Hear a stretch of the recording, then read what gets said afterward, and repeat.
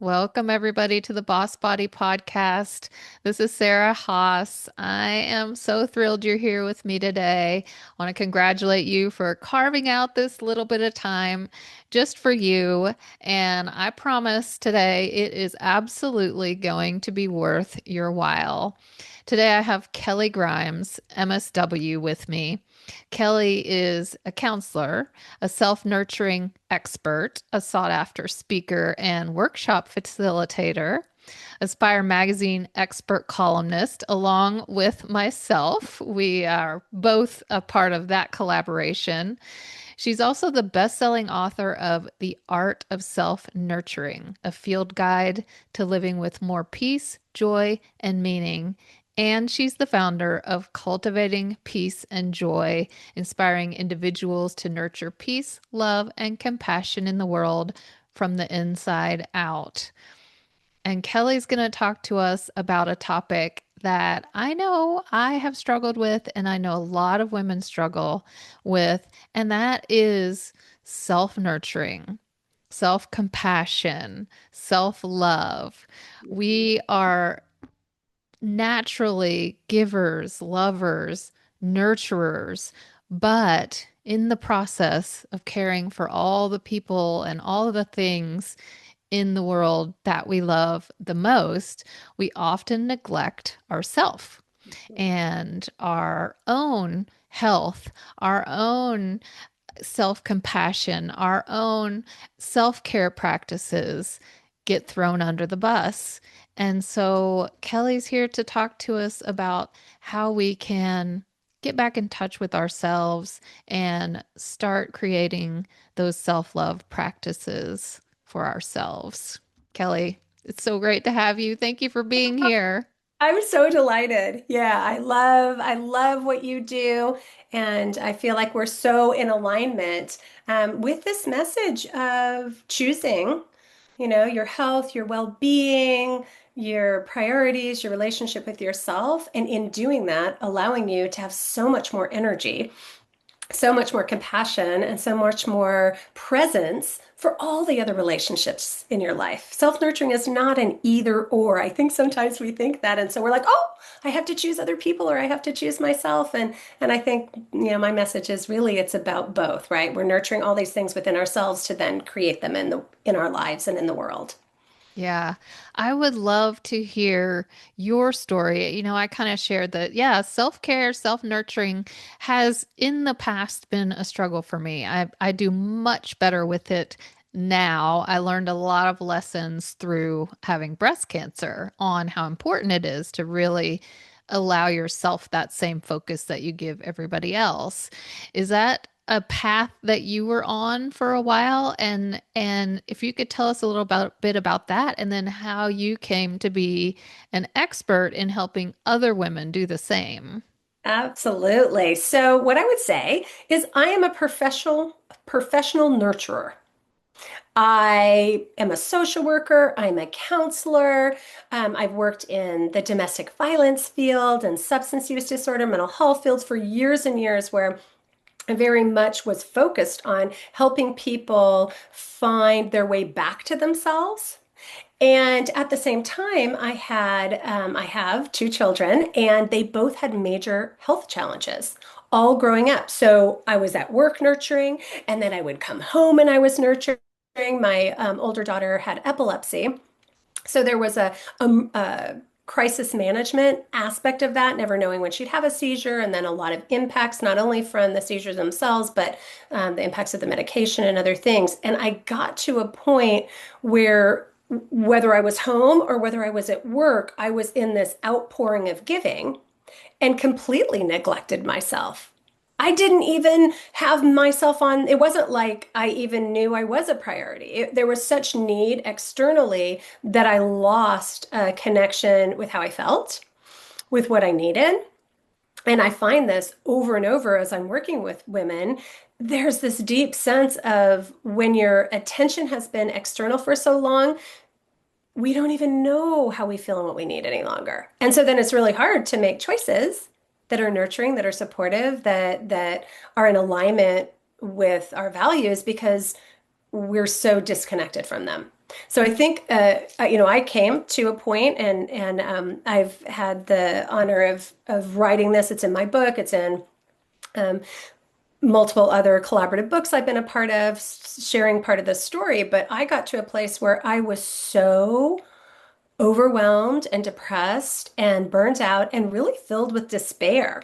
My daughter kept suffering. I was doing all these things to support her. That wasn't shifting. I was giving a lot in my job and felt just the overwhelm of all of those responsibilities. And I had given so much, my cup was completely empty. My well was empty. Like I see that there's a difference between your well and your cup. They both were empty. Like there was just no reserves. And I got to a point where I thought, it would be so much easier to step in front of the next passing car than it would be to continue to live this life with so much hopelessness. And I'm so grateful that I did not make that choice, although I have deep compassion for folks when they just feel so desperate. I said in that moment, like, what would be the antidote to this? And what I heard, Sarah, from my soul's wisdom was joy. Joy would be the antidote. I'm thinking joy. I'm standing there like, what? What do you even mean? I hadn't even considered joy. I hadn't even considered that to be part of a solution. So I used all the energy that I had always used towards finding solutions for my clients and my daughters with their health challenges. And I started researching, well, what would that look like? Like, what would it look like if I created a joy list and I chose one thing each day, right? Not overwhelming, not, oh, I was going to go from hopelessness to joy. Not at all. That's where the cultivating peace and joy comes from in the work that I do.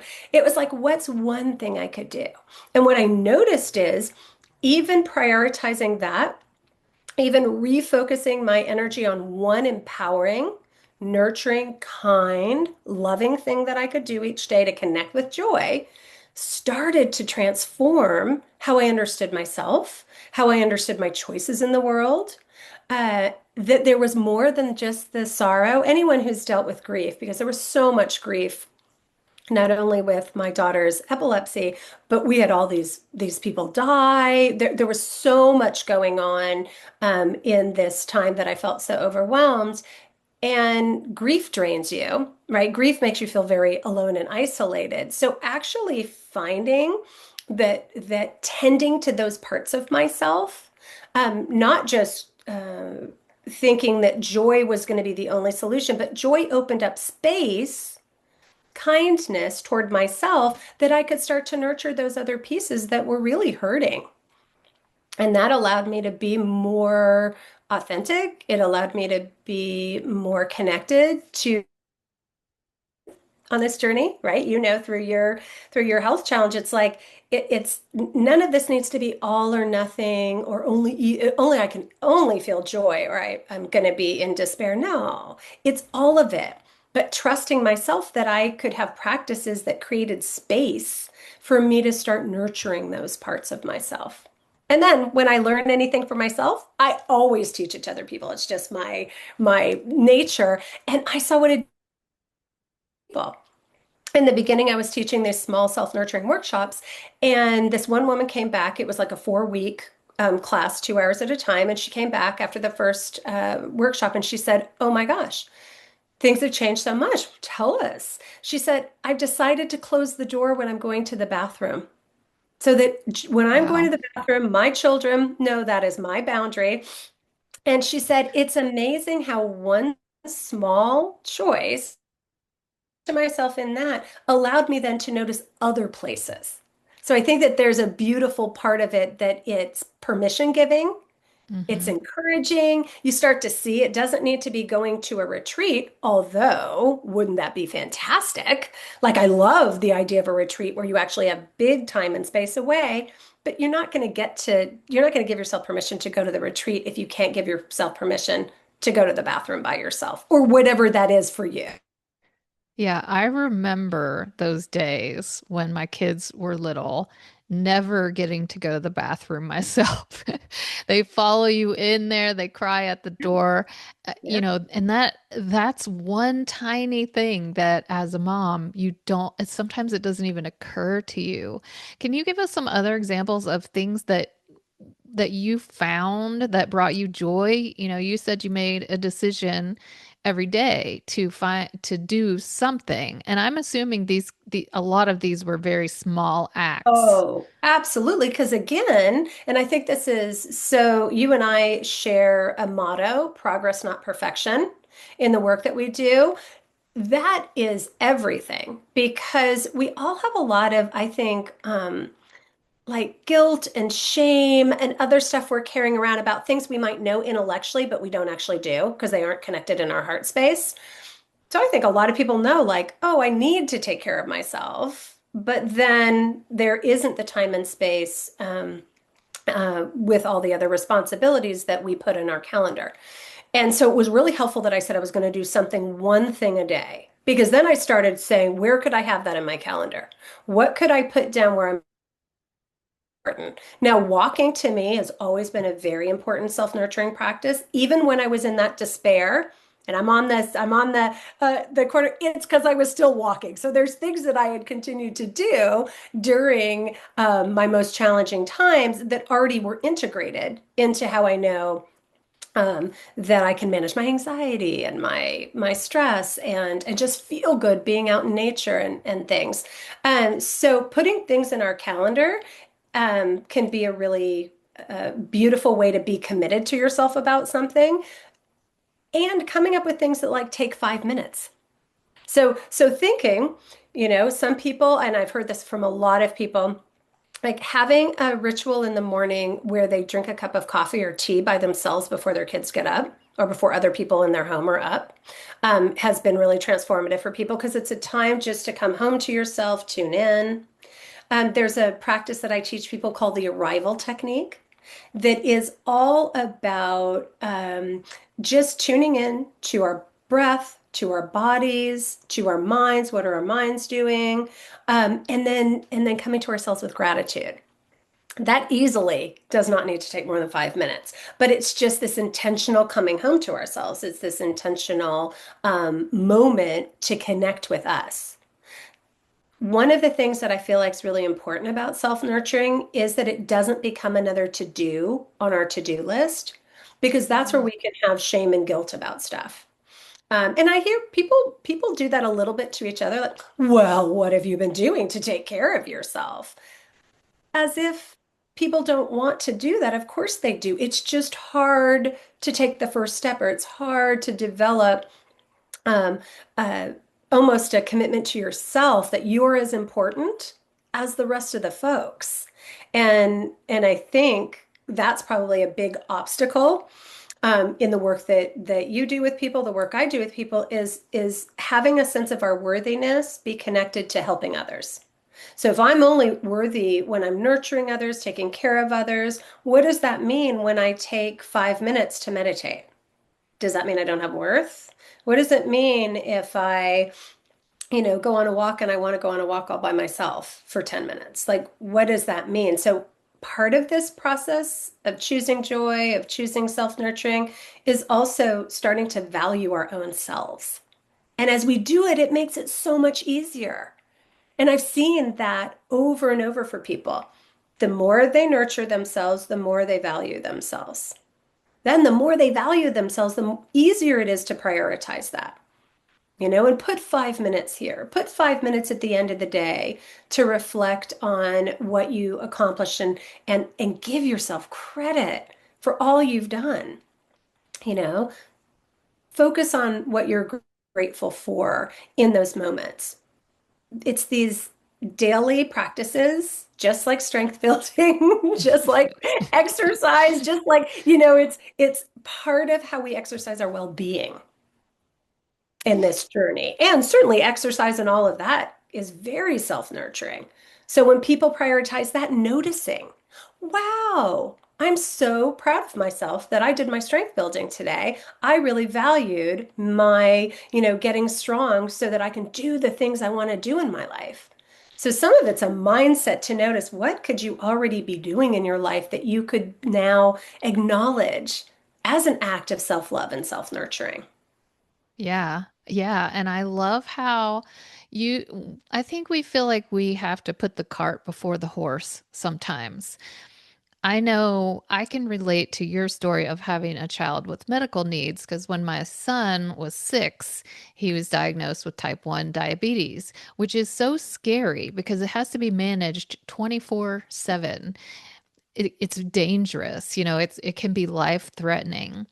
And so I had to be on all day, all night, which I know you understand. Yeah. And I didn't get a lot of sleep. I was up, a lot through the night. Some nights it'd be 3 or 4 times. And if it was only once, I'd be happy. And that was kind of the impetus for me realizing I'm going to have to give myself some self-care. But because before that, I was just take care of everything, take care of everyone, working, taking care of my home, taking care of my kids. And then this huge thing came about, and it really made me realize I can't think straight. I don't have energy. I can't care for him the way he needs to be cared for if I don't fill my own cup. And one of the things that I always felt so guilty, which is ridiculous, for being tired. And if I took a nap in the day, which I worked for myself, so I could carve out that time, but I Mhm. just felt so guilty doing that. And I'd be so hard on myself, like, you're lazy. What other people do it? What's wrong with you? And that was one of the small things that I just said, you know what? I have to give this to myself because I am running on fumes here and I cannot keep this up. And so I like how you said, you know what? Start a few little practices. Your morning cup of coffee. For me, it was a short nap in the Mhm. afternoon because underneath the lack of self care is a lack of self worth and Yes, worthiness. And that totally. brings up that shame and that Yeah. guilt. I, And I think it's really important what you just said about thinking to yourself, what is wrong with me? That is the most universal thing that I hear from people. They say, I see everybody else doing all these things. Why can't I? What is wrong with me? And what I say is wrong is not with the person, it's with the expectations that we hold ourselves to. That's one of the most undermining things to our value and worth. Because if I hold, that's why I love progress, not perfection. If I hold myself to this whole thing that I am supposed to be perfect, and that means that I am full and bubbly and joyful and whatever and never resentful and all those things and give, when we know that that's not realistic, what it does is it leads to us having judgment not only of ourselves but of other people too. Where if we say it's just not realistic that we could do any of those things if we don't include ourselves on our own to-do list. Like that's just not realistic. You can do it. And what I say oftentimes, have you ever been like we hold the self-sacrificing mother as our ideal in our culture. Oh my gosh, she's so giving, selfless, all these things. And absolutely no disrespect to that woman, because I think we've all been her. She was resentful. She didn't feel appreciated. She was impatient.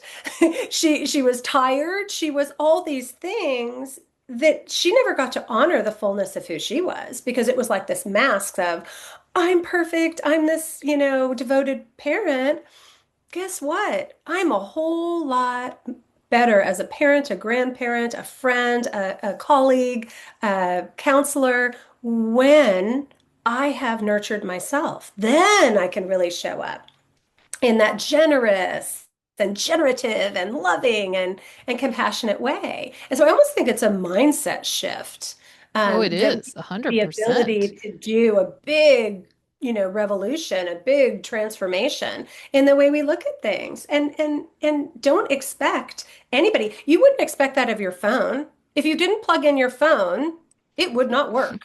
Or put If gas you in your car. you did not put gas in your car, right? If you didn't drink water, you'd get thirsty. I mean, it's just like if we could It's just, common sense, yeah, but if we we could have don't, it takes a gentleness. while to get it. And I think part of it is what we've learned through the generations. Our mothers, our grandmothers were expected to take care of all things home and family and back in our grandmother's day, a lot of them couldn't work or weren't allowed to work. Yep. And maybe they wanted something different than being at home, but they didn't have that choice. And you see the TV shows where the 60s lady's in her dress and heels with the apron on and greets her husband at the door with his drink after work and has dinner on the table at 6. Obviously, that's changed, thankfully, over the years, but I think some of that still is there. It's still it changed some with our mom's generation and it's getting better with our generation, but it's something that's learned and it's something that society still reinforces. Well, and I'm not sure how much it has changed because what I've seen is women still have all those responsibilities and they're working It's outside the true. home. Yep. So maybe some, I'm really lucky because my husband's always been a partner in those things. Um, but I don't see that all the time. I see people still have the expectation they're supposed to pick the kids up after school, do this, do that, and running their own businesses or working 3 jobs or Absolutely. whatever people do. So I do think that there is an opportunity for gentleness to ourselves, for us to decide how we want to do it because we can change the expectations we have of ourselves. We can have beautiful conversations as a household, say, how can we work together on these things? Like we can make those changes in our own families and our own lives.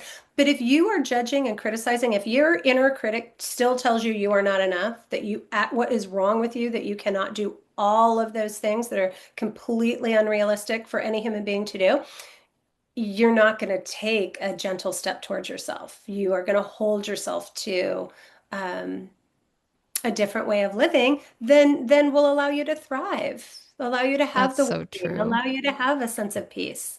I mean, inner peace is so important, especially in these days where we might feel unsettled with things that are happening outside of us that we have no control over. So really settling our nervous systems, like when you ask me like, what's a self, what's something that you can do? I worked really intentionally on how I could calm my nervous system, similar to you. So I didn't stay in that place of crisis management all the time, thinking, oh my God, what am I going to do? Because that didn't allow me to be present in the moment. That allowed me to be fearful of what was coming. And I had no control over it anyway. I could plan all around it and still something could happen. So I think really having practices too, where we're breathing, where we're in tune with our bodies, where we're, have whatever form of mindfulness or meditation that serves you, could be putting dancing and just feeling like connected in the moment with your body. But whatever we can do to settle our nervous systems, that is a deeply nurturing practice that has ripple effects. All of the research shows that if I'm settled, if my nervous system is settled and we connect, I can help draw you down to a more settled place. If I'm not settled and you come in really anxious, you can draw me up. So think about that in our lives where we can have really positive impacts is to connect and ground ourselves first before we're working with colleagues or clients or our families or whatever. And that's a self-nurturing strategy that has incredible positive ripple effects in our lives. Yeah, and I think one thing that really started changing my mindset around this self-care, self-nurturing time was when I told you when my son was diagnosed and I was taking care of him. It always feels like when the situations are more stressful, when you have more going on at home, at work with kids, whatever, you feel like, well, I have less time for self-care. I can't. There's just no time. But really, that's when you need to amp up the self-care to balance that Totally. out, to balance your nervous system. Exactly. And the mindset shift that really helped me was when you take these little bits of time, it's not a whole lot of time, a 20-minute nap, a 15-minute walk outside. you have a clearer mind, you have more energy, you'll be more productive, you'll be more creative, you can be more present for those in your lives. And for me, that was the starting point because I could not get over that guilt. I could not get over that shame, that thinking I wasn't doing enough, I wasn't checking enough things off. But that is what got the ball rolling for me was just, oh, I can do a better job at everything and get Yeah. more done in less time Yes. if I take these little moments. And I just feel like it's so important. And that's why I love the work that you do is for women to give other women permission Yeah. not to be perfect and to understand that none of us is perfect. We're always comparing our behind the scenes to Yeah. someone else's highlight reel. We see Totally. them on Instagram or we see Totally. them out in public or we see, them dropping off their kids, whatever it is. And we're seeing what they're showing outwardly. And then inwardly, they could be really struggling Yeah. and feeling the same way that we are. So I think this conversation is so important so that everyone realizes, hey, you're not alone. We're all doing this. We're all struggling and you're worthy. You're worth it. You deserve this. Mhm. And you said earlier in my bio that I'm a self-nurturing expert. Friends, the reason I'm a self-nurturing expert is for the last 15 years, I have read about it, written about it, practiced it, done workshops all the time. I don't see my expertise as like, I know it. No, like I continue to challenge myself to go, what does self-nurturing look like where I am today? So now I'm a grandmother, I'm not a mother. I don't have the day-to-day things, but I have other responsibilities. And just continuing it, the gift of self-nurturing is that we know ourselves more. We can express more of what's in ourselves, our creativity, our authenticity, all of those beautiful parts that are our unique gifts to the world. And that keeps evolving. So that means our self-nurturing is going to keep evolving. And so it's so joyful to me to be on this journey of noticing the difference it makes and just creating space where people give themselves permission to tune into themselves, to be on a journey. I shared with you earlier, Sarah, but I'm running the Power of Play workshop on Friday for people to notice. Play is such a nurturing practice, but for people to notice how can they create these spaces in their lives where they can be filling up and not like, oh, it's this intentional thing. It's great if it's intentional, but I mean, like, how can you put things in your life? So whether you're with your family, your colleagues, wherever you are, there's a joyfulness that is being cultivated that is going to help support and sustain us with all the change that continues to happen in the world and all the things that are out of our control, the things we have in our control to me are really exciting to like figure out what those are and to be on a journey of exploration. So, if there is a woman listening, which I'm sure it's pretty much all the women listening, who are seeing themselves in our conversation, oh my goodness, I'm always overwhelmed. I'm always stressed. I feel like I never have time to eat well. I never have time to exercise. I never have time to rest. Where would you tell them to start? Because it can feel like, okay, I'm hearing you. This sounds great. I really want to feel better. What would be a good first step? I think a good first step would be some sort of morning practice. And it could be maybe 10 minutes, but a morning practice where your first instinct is not to pick up your phone. Because what happens is the minute that you pick up your phone, you are externally focused. So if you could give yourself 10 minutes to be internally focused at the beginning of the day, I start with a mindfulness practice. You could just even breathe in and out. I add gratitude onto that. So, one thing. What's one thing you're feeling grateful for? Gosh, I woke up again this morning. I have a whole nother day, whatever it is for you. And then set an intention. Maybe there's an intention to be kinder to yourself for the day. I'm going to notice when I start to be critical and I'm going to be kind. I'm going to say you are doing the best you can. Or I am grateful for the way you continue to take on this challenge or whatever it is. So starting really small. If people love to have like a cup of coffee or like have what you do for yourself in the first 10 minutes of your day be for you. And if that means that you have to get up a little bit earlier, try it out. Like this Yeah, all 10 gets to be minutes. your You're not thing. saying get up an hour Like, earlier, yeah, 10 minutes. try it out and see what difference it makes. The thing I've noticed about self-nurturing the most is that when people feel a benefit of it, they are more committed to continuing it. Hmm. Just like with exercise or anything else, it's giving yourself some period of time to do that. And then you're going to, if you can, like just tune in. Like, how are you feeling this morning? What's one nurturing thing that you could do for yourself in the day? Maybe it's like, oh, I'm feeling like I miss my friend. I'm going to give her a call, or I'm going to text a gratitude to my grandmother because I haven't connected with her in a while. And that would make me feel good. Like, remember, nurturing things can be in relationship with each other. They can be the kindness that you share. They can be something, that you put a note and maybe you have some inspiring thing you want to say to yourself and have a note up so that's the first thing you see. Good morning, beautiful.